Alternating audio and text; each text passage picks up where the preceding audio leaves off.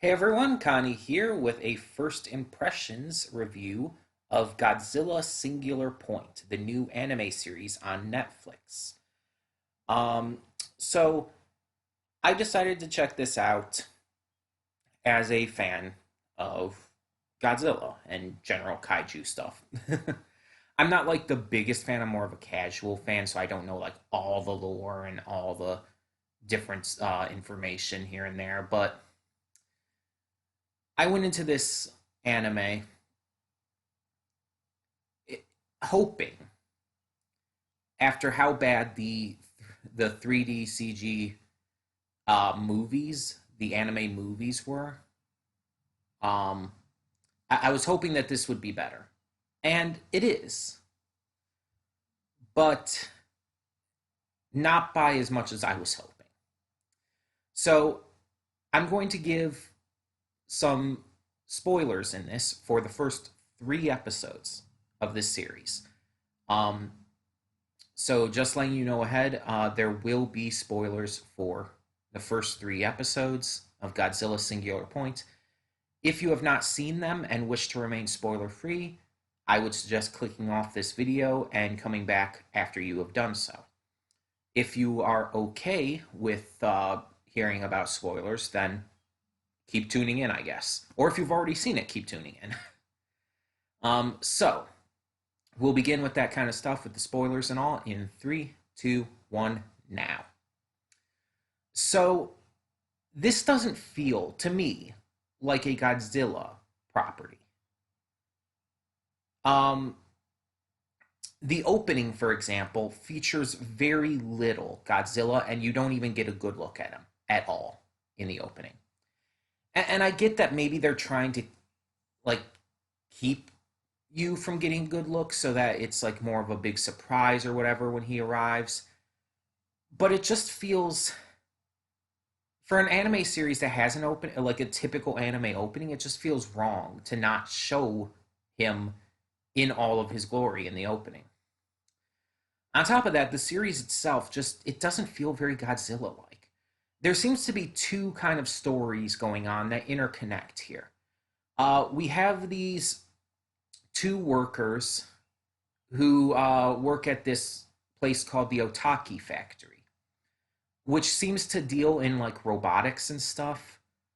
Um, and their logo and their kind of pride and joy is Jet Jaguar, who has appeared in Godzilla media before. Jet Jaguar is a giant human piloted robot that is usually seen in previous media, like fighting Godzilla or working with Godzilla or whatnot. Um, so here, the Otaki Factory is creating it kind of in secret while they're doing like more of typical robotics work and jobs just on the on normal basis. Um, but these two workers are investigating these strange occurrences at an old mansion, and they find a secret radio broadcast. Um, there's this other character that is also introduced. This girl, and I don't remember any of their names, by the way. Um, who seems like just she seems like a fan of like legends of kaiju and stuff.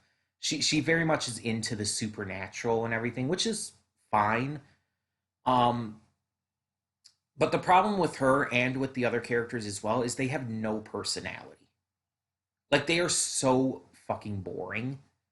It's not funny. And a lot of people will say, "Oh, but you don't watch Godzilla for the human stuff." It's like, "Yes, I fucking do.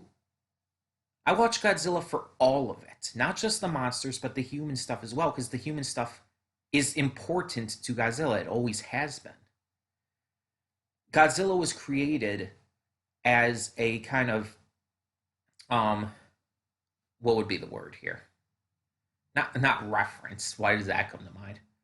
It would be. It was kind of created as a um, metaphor, I guess you could say, of like nuclear testing and all of that kind of uh, nuclear energy related stuff in real life, and how humans created and interacted with it. Humans have always been drastically important to Godzilla, kind of like whether in some of the lore being the cause of his creation or through their interactions and reactions to his rampaging or helping out against worse kaiju, etc., etc. The human characters have always been necessary as well, just from a general storytelling and writing standpoint, because we need characters to connect to view this experience from. Like, from a writing standpoint, it's necessary. If it was literally just these monsters 100% of the runtime attacking each other and destroying shit, it wouldn't have as much impact. It has the impact it has because we have the characters to connect to, and we get to see how what the monsters are doing are affecting people.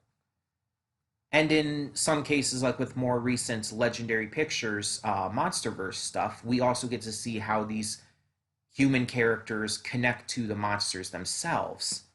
And it really helps just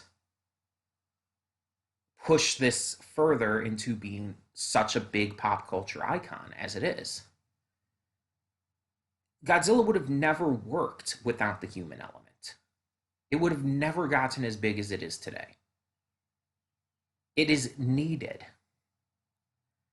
And so when you have these characters in this series who are just completely uninteresting and boring and don't have personality, it it hurts the overall enjoyability. And especially, and this is a really weird thing to say, but especially when you're watching the original Japanese language version. The voice actors, I don't know what voice actors they got for this, or I don't know, like, if the voice actors even wanted to be in this or something, but they had no sense of excitement or interest or, well, again, personality to their voice performances. They sounded like they didn't even want to be performing the lines. Like it sounded like they were being held at gunpoint, basically, and just reciting off of like requirement rather than actual desire to read these lines. It was so bad, and that's really unusual because usually a lot of people say it's the other way around. Even though I'm not in the entire subs are always better than dubs kind of pool of people, I think it just depends on the series. And with this series, the dub is just unquestionably, unbelievably better. Uh, I checked out the dub as well, and the characters actually have personality with these voices. I mean, their actual characters are still very weak, all things considered, and they don't talk and act much like real people comparatively.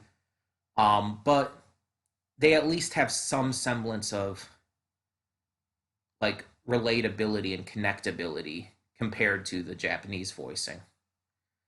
Um, so yeah, if you watch this and you haven't already, I would definitely suggest the dub.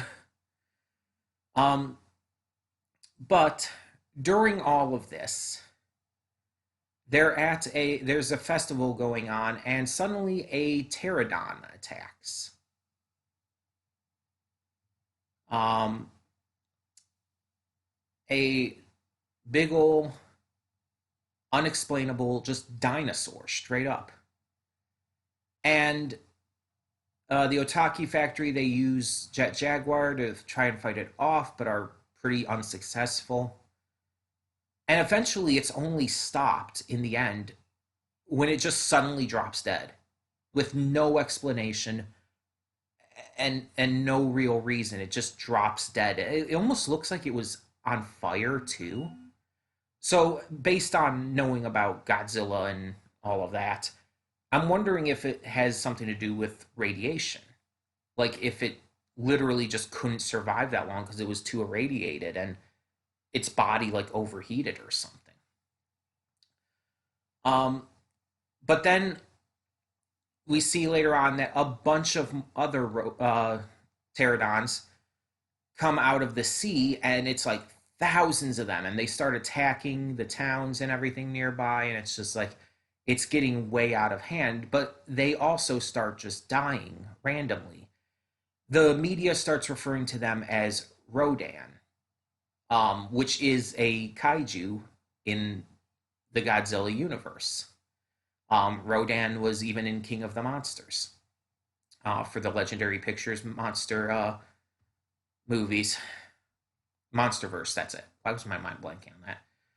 Um, but the Rodans start attacking, they also start dying, and our heroes find that they can be lured away with certain sound frequencies and radio frequencies and all.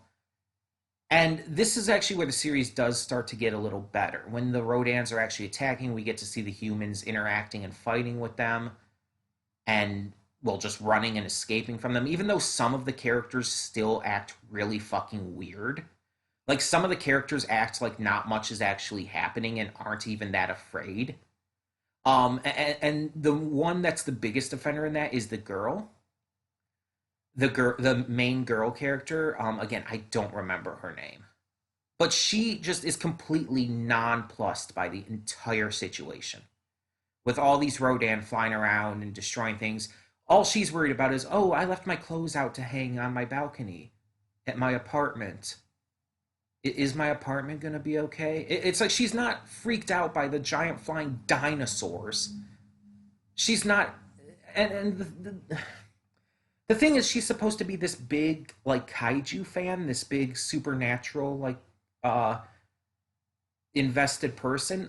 She should be more excited about this, at least. Or definitely at least have a much more intense reaction. But she's just not really reacting to it at all. It's just, it's so bizarre. And then she has this little AI that she downloaded that was created by the Otaki factory.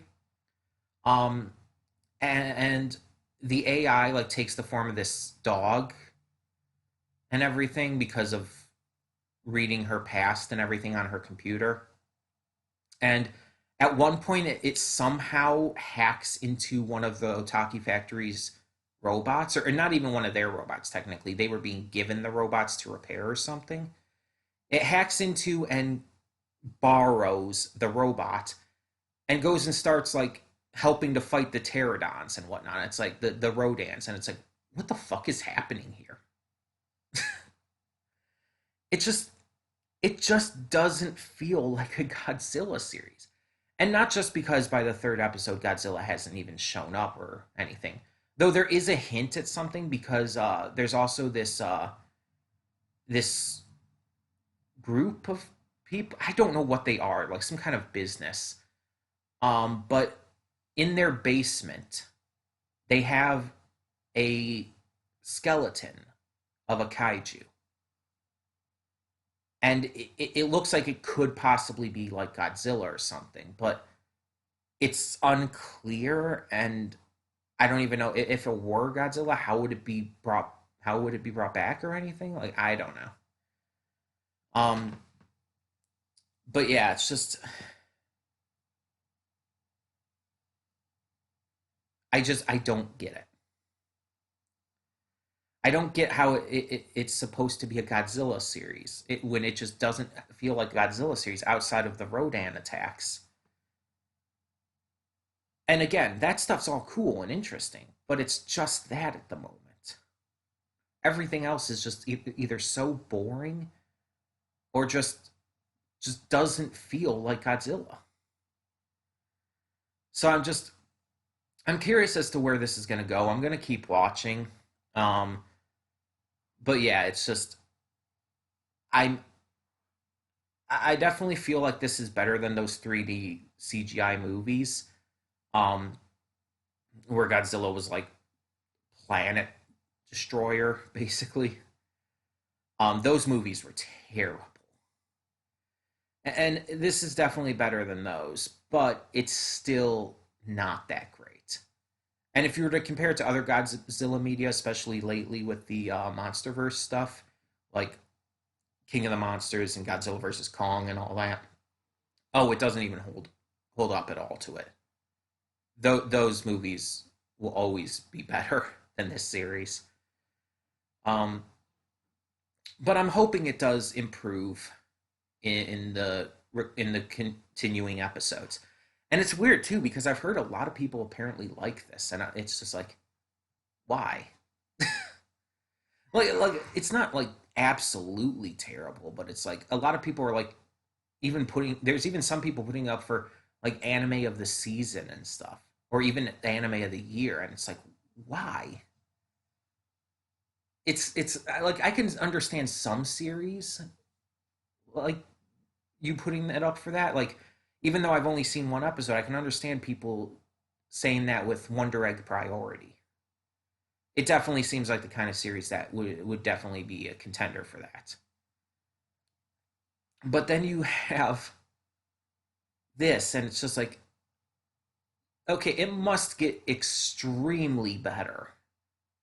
Because right now, I wouldn't even put it in contender for like a top 20 of the year. And definitely not even top 10 of the season.